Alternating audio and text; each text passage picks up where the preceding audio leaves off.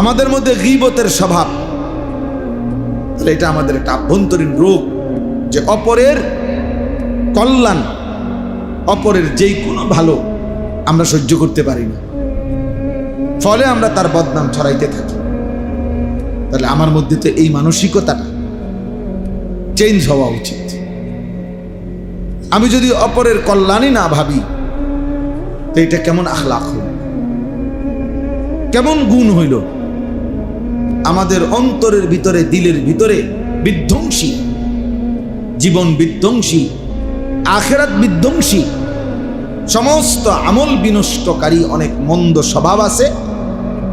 এই মন্দ স্বভাবগুলোর ইসলাহ, সংশোধন করার জন্য একটি আলাদা প্রোগ্রাম, আলাদা মজলিস, আলাদা একটা ফিকিরের নাম ইসলাহি মজলিস।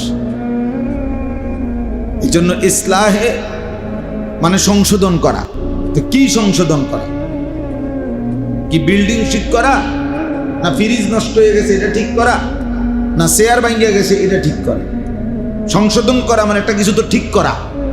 তো এই ঠিক করাটা এগুলো না, বরং আত্মসংশোধন করা, দিল সংশোধন করা, কলিজা সংশোধন করা, কলব সংশোধন করা, কলব সংশোধন, ইসলাহে কলব, ইসলাহে নফস, এটাই আত্মশুদ্ধি, এটাই ইসলাহি মাহফিলের মূল মর্ম, মূল ফিকির।